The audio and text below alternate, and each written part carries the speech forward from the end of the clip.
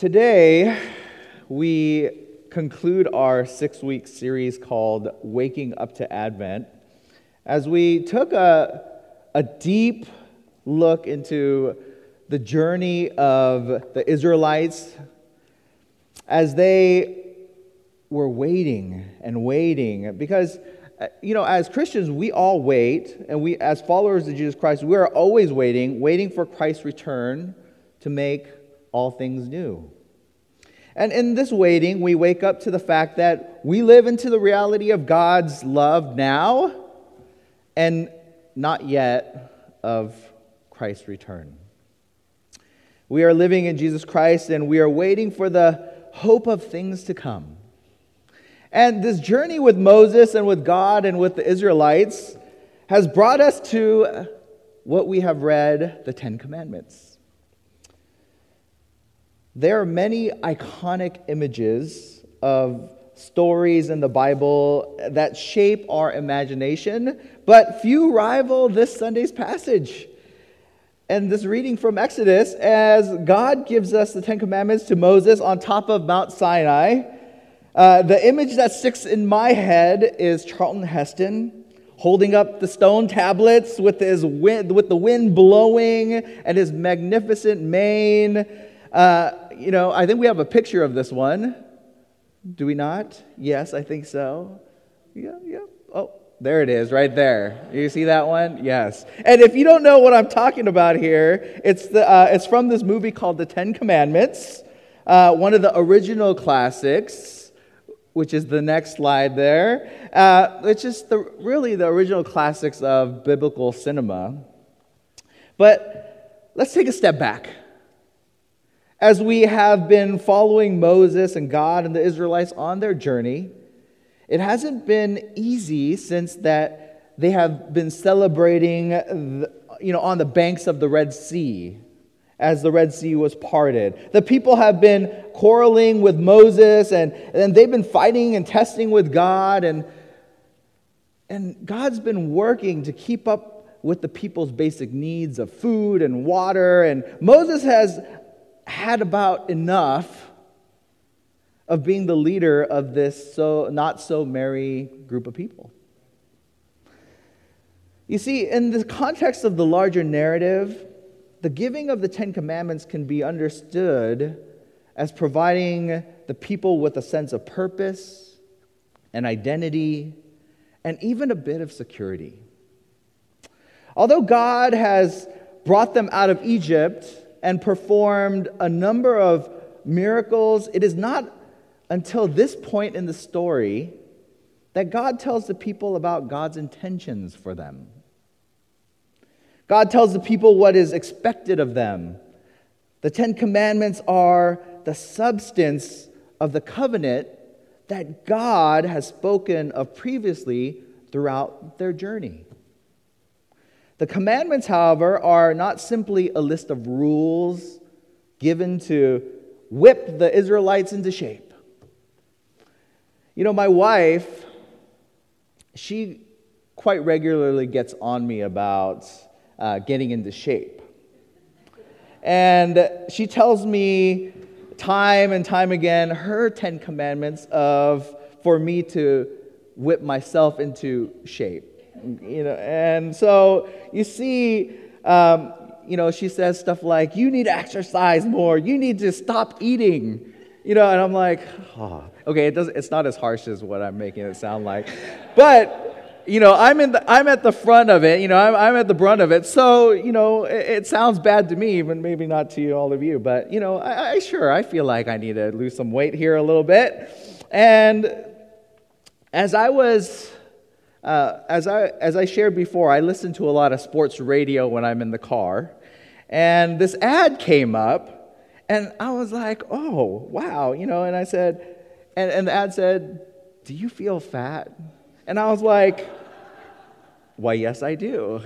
And do you have belly fat? And I was like, well, yes, I do have some belly fat. And then it says, well, did you know that your belly fat could just mean that you're bloated? And I was like, Preach it. Yes. I was like, yes, this could be just bloating. Okay, all right. So then I was like, okay. And so the ad continued on and it says, well, if you follow, with all these rules and disclaimers that come on, and it says, if you follow a healthy diet and exercise properly, you will, your stomach will go down. And I was like, wait, hold on. I thought this ad was for this pill that I could take that would just automatically flatten my stomach. I'm like, what? Hold on.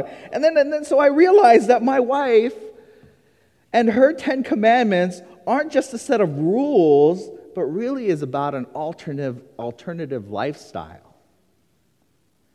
And so you see, the 10 commandments are not simply a list of rules given to whip the Israelites into shape. Instead, they are better viewed as a means and forms to nurture an alternative community.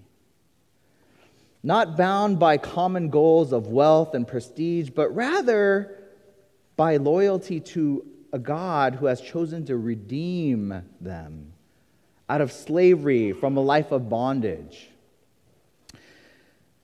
The commandments mean to sketch out a space where human beings can live fruitful, productive, and meaningful lives before God and with one another.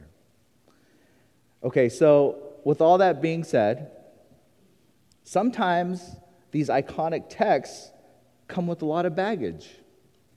And this is what I mean by that, because what we do is we start to assume, yeah, the 10 Commandments, I've heard them, I know these things, I know what they mean. How can I not? If you've grown up in the church, you've probably heard it all your life. But often what we think we know about a text or about the 10 Commandments gets in the way of what it's actually trying to communicate to us.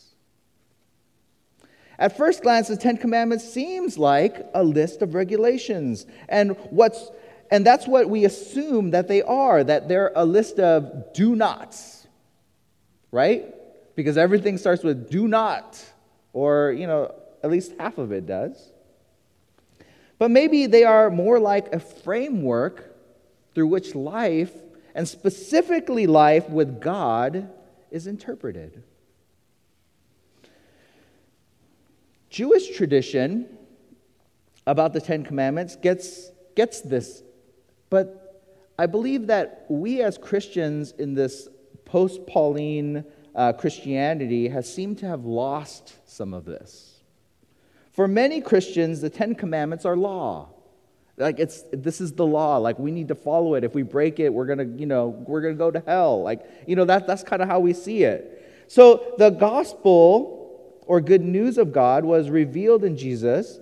And then the 10 Commandments, even though we still think following them is a good thing, they are seen as something distinct from the concept of God's grace.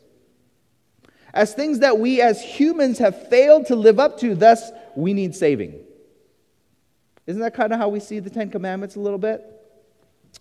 Well, you see, if in Jewish tradition, the 10 Commandments are a response to grace. The Jewish community traditionally orders their commandments a little differently. What the Jewish community regards as the first commandment, many Christians just dismiss as an introduction to the commandments.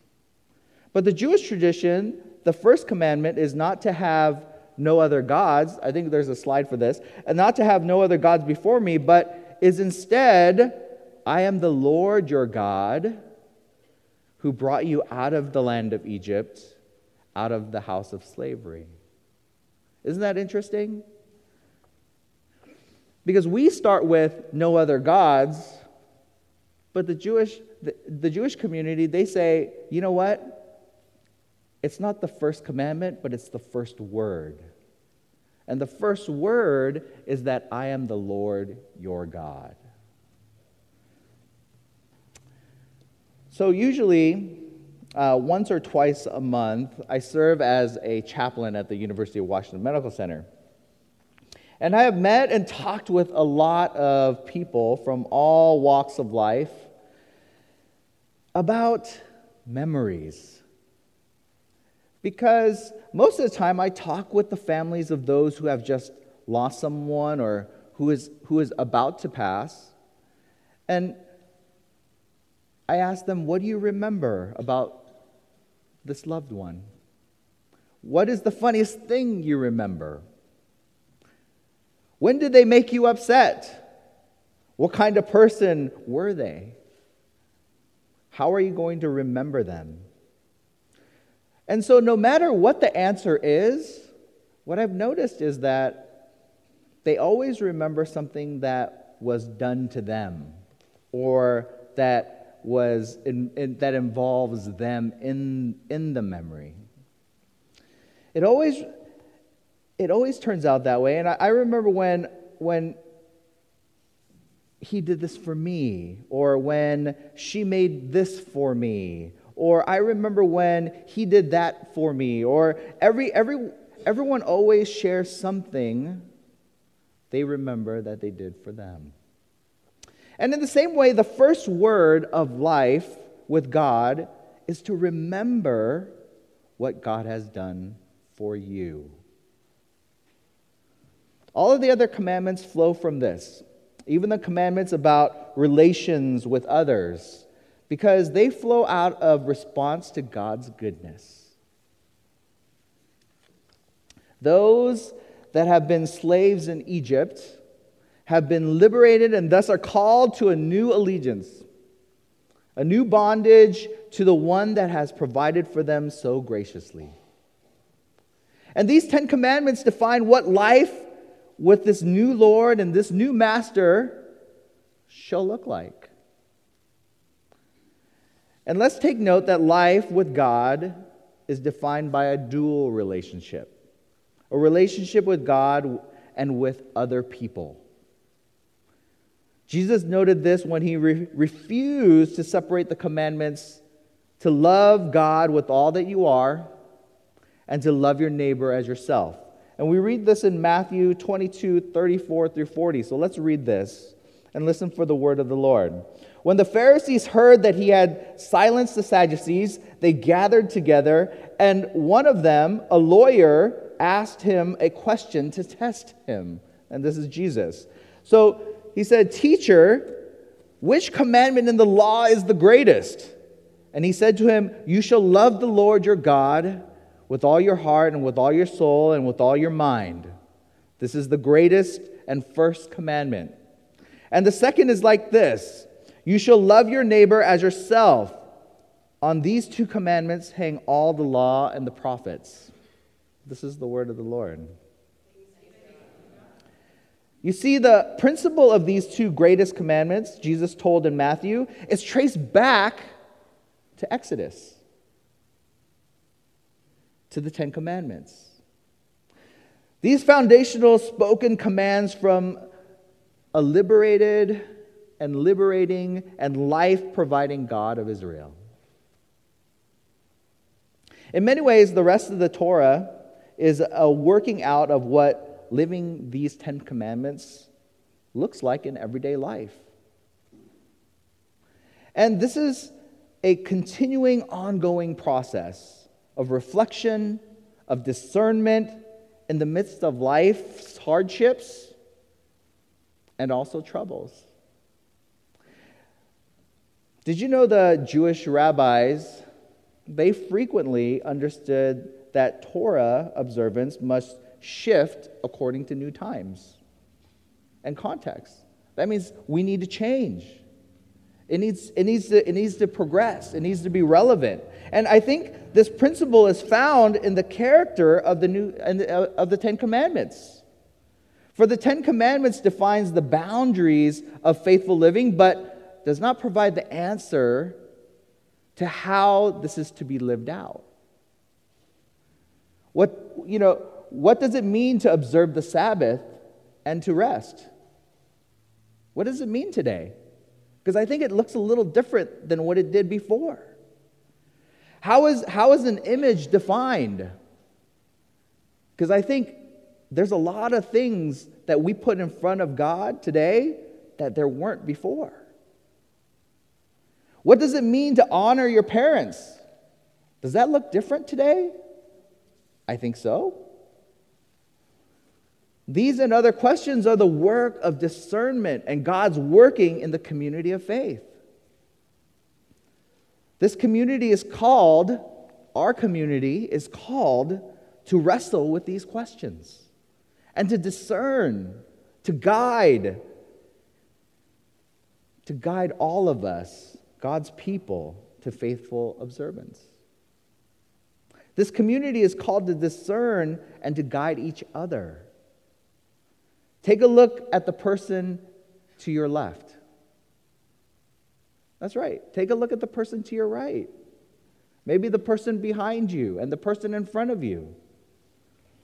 This community is called to lead, to guide, to discern what a faithful life in Christ is to look like. You guys have some responsibilities for each other. But in order to do this, we must first and foremost remember.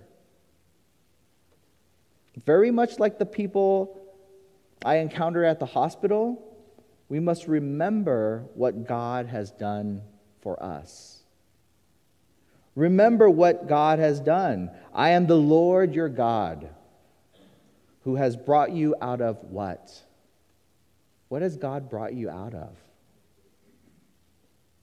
For the Israelites, God brought them out of Egypt, up from the house of slavery. These are the words on which all faithful living is formed and founded. That God is all faithful living is formed and founded. The question is, how will we respond? Let's pray.